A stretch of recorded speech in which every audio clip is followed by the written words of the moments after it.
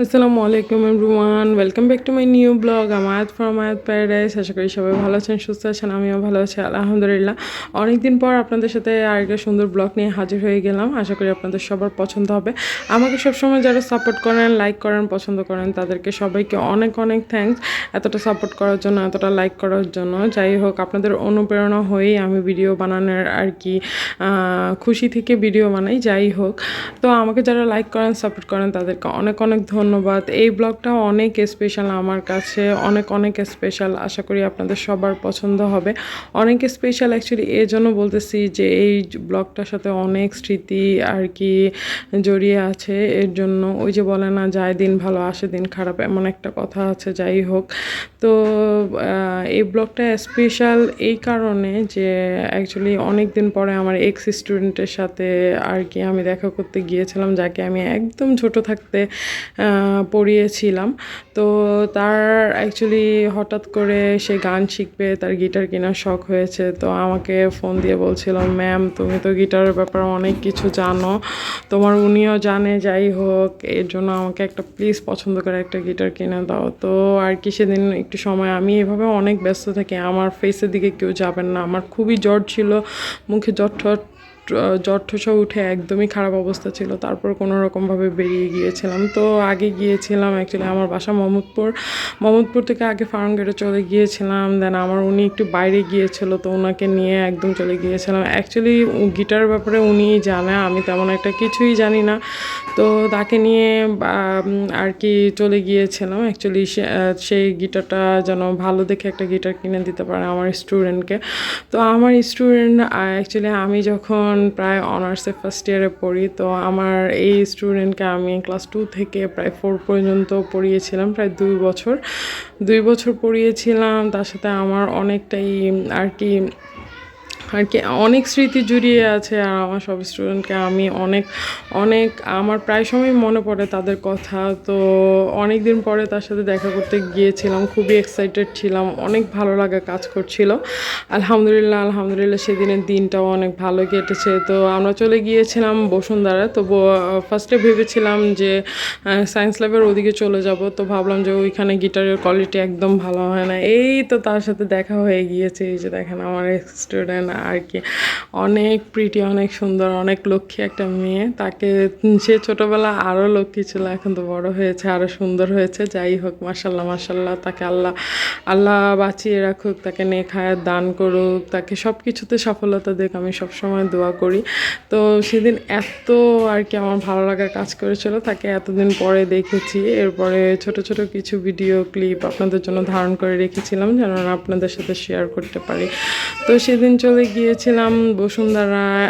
আর হচ্ছে গিয়ে বসুন্ধরা চলে গিয়েছিলাম, বললাম না অ্যাকচুয়ালি প্রথমে প্ল্যান ছিল সায়েন্স ল্যাবের ওদিকে যাব। তো ভাবলাম যে ওইখানে গিটার ভালো পাওয়া যায় না, এর চাইতে বেটার বসুন্ধরাই হবে।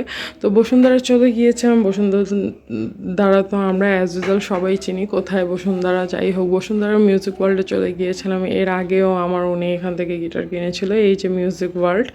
তো মিউজিক ওয়ার্ল্ডে এখানে হচ্ছে গিয়ে গিটারের দাম প্রায় 12,000 থেকে শুরু হয়, সবচেয়ে রিজনেবল প্রাইসের মধ্যে আমি যেটা বুঝলাম আর কি। এর আগেও এরকম কস্টিংয়ের ছিল। যদি আপনি একটু ভালো মানের গিটার নিতে চান, এখানের গিটার বলবো আমি সবচেয়ে বেস্ট ভালো। কারণ আমার আর কি উনি এর আগেও 2-3টা গিটার কিনেছিল, এখান থেকে কিনেছিল। আর অনেক লং লাস্টিং হয়, প্লাস গিটারের সব কিছুই ভালো থাকে, অনেক দিন পর্যন্ত আপনি সেটা করতে পারবেন। আর তারা হচ্ছে গিয়া মেবি 1 বছরের আর কি সার্ভিসিং ফ্রি দেয় মেবি।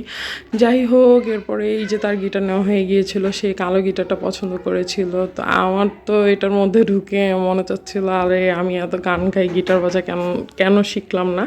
আমি কিন্তু গিটার বাজাতে পারি না, যদিও এক সময় গিটারের প্রতি খুবই ফ্যাসিনেশন ছিল। তারপরে হচ্ছে গিয়ে গিটার শেখা কোনো সময় হয় নাই, ওই সময় ছিল না, পড়াশোনার চাপে একদমই দুমড়ে মুচড়ে পড়াশোনাই করতে হয়েছে।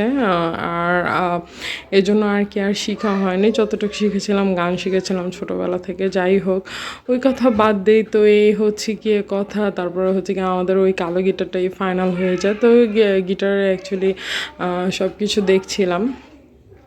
দেখছিল, তারা চেক করছিল যে গিটারে সব কিছু ঠিক আছে কি না। তো সময়গুলো এত দ্রুত যাচ্ছিল, আমার স্টুডেন্টটা খুবই খুশি গিটার কিনতে পেরে। তো মানে সময় এত তাড়াতাড়ি যাচ্ছিল, মানে কি বলবো, আমার উনি আবার চেক চেক করে দেখছিল না। অ্যাকচুয়ালি ওনাকে নিয়ে গিটার কেনা, স্পেশালি উনি সব কিছু গিটারের ব্যাপারে জানে, আমি তেমন অ্যাকচুয়ালি নলেজ নাই আমার গিটারের ব্যাপারে। যাই হোক, এরপরে হচ্ছে গিয়ে তার গিটার কেনা হয়ে গেছে, সে তো মহা খুশি। এই যে দেখেন সে কী খুশি, সে পোজ দিচ্ছিল, গিটার ছবি তুলছিল। আমি বলছিলাম যে দাও একটা ছবি তুলে দিই। তো হচ্ছে গিয়ে সে ছবি টবি তুলছিল। যাই হোক, এত সময়টা ভালো যাচ্ছিল, আলহামদুলিল্লাহ আলহামদুলিল্লাহ। মানে এখন হচ্ছে গিয়ে শেষ সময় পালা, তো ভাবলাম যে দুপুরবেলা বের হয়ে গিয়েছিলাম, লাঞ্চ টাঞ্চ কিছু করিনি। তো হচ্ছে কি আপু অফার করলো যে চলো তোমাদের আজকে লাঞ্চ করে। তো যাই হোক, একটা ইয়া থেকে তো চলে গিয়েছিলাম আটতলা। জানেন তো আটতলায় এখানে সব কিছুই পাওয়া যায়। এটা হচ্ছে কি আটতলা হচ্ছে কি খানা খাজানার। যাই হোক, সবাই জানেন যে এখানে খাবারের আর কি সব আইটেম পাওয়া যায় বসুন্ধরা আটতলা। তো আমরা চলে গিয়েছিলাম আটতলায়। আর যে আপু অনেক ফোর্স করতেছিল যে একটা লাঞ্চ আইটেম নাও। তো আমি নিয়েছিলাম একটা লাঞ্চ আইটেম, আর ওনারা হালকা পাতলা খেয়েছিল। আমার উনি কফি নিয়েছিল, আর এরপরে জুস টুসও অর্ডার দেওয়া হয়েছিল। তো এই তো আর কি আমরা আর কি বসে পড়েছিলাম। এখানে খাবার হতে প্রায় 30 মিনিটসের মতো বা 20 মিনিটের মতো সময় লাগে, তো একটু অপেক্ষা করতে হয় খাবারের জন্য। তো এই তো আমরা বসে বসে গল্প করেছিলাম, সময় এত দ্রুত চলে যাচ্ছিল, আর আমি আফসোস করছিলাম আরে এই সময়টা হয়তো বা আর কখনোই ফিরে পাবো না। তো যাই হোক আর কি, কি বলবো, সময়ের সাথে তো কাউরি আর কি ইয়া নাই। তো সময় তো চলেই যাবে, আর স্মৃতিগুলো অ্যাকচুয়ালি মনে থেকে যাবে। তো সময় তো আর কখনোই ফিরে আসে না, তো সময়ের মতো সময় চলে যায়। যাই হোক, তো আর কি খুবই মজা করতেছিলাম আর গল্প করতেছিলাম। এরপরে হচ্ছে গিয়ে খাওয়া দাওয়া স্টার্ট হয়ে গেল, পরে হচ্ছে গিয়ে খাচ্ছিলাম আর গল্প করতেছিলাম। তো বসুন্ধরার সব খাবারই মোটামুটি ভালো। তো আমাদের খাওয়া দাওয়া শেষ, খাওয়া দাওয়া করে একদম 20 মিনিট পর আমরা উঠে গিয়েছিলাম গল্প করে। এখন তো অ্যাকচুয়ালি চলে যাব। তো এই তো চলে যাওয়ার আগে আমি ভুলে গিয়েছিলাম কিছু ছবি ক্লিক করব, একদমই ভুলে গিয়েছিলাম ছবি ক্লিক করার জন্য। যাই হোক, মনে ছিল না। তো আমরা লিফটে উঠে গিয়েছিলাম। লিফটে দেখেন কি পরিমাণ মানুষ, ভাই লিফট খালি পাওয়া যায় না। তো আমার কাছে ওয়ান অফ দ্য বেস্ট একটা মার্কেট লাগে বসুন্ধরা। আমরা প্রায় সময় আড্ডা দিতে আসলাম ফ্রেন্ডরা মিলে, ঘুরতে ঘুরতে এসে। অ্যাকচুয়ালি এখন মোটামুটি যাওয়া হয় না, আগে যেখানে মাসের মধ্যে 6-7 বার যাওয়া হতো, এখন মনে হয় 6 মাসের মধ্যেও 3-4 বার যাওয়া হয় না। তো অ্যাকচুয়ালি যাওয়ার পালা, আলহামদুলিল্লাহ সেদিন অনেক এনজয় করেছিলাম। আলহামদুলিল্লাহ আলহামদুলিল্লাহ। আমি জানি না আবার লাস্ট কবে দেখা হবে আমাদের, আবার কবে দেখা হবে আর কি আমাদের। যাই হোক, এরপরে তাকে গিটার টিটার কিনে দিয়ে সে বাসায় চলে যাবে। তাদের বাসা অ্যাকচুয়ালি মগবাজারের দিকে, তারা মগবাজারে চলে যাবে, আমরা মোহাম্মদপুরে চলে আসবো। তো সব কিছু মিলে আলহামদুলিল্লাহ আলহামদুলিল্লাহ। আশা করি আপনাদের ব্লগটা সবার পছন্দ হয়েছে। এরপরে অ্যাকচুয়ালি রওনা দিচ্ছিলাম, অনেক রাত হয়ে গিয়েছিল, প্রায় 9টা বেজে গিয়েছিল।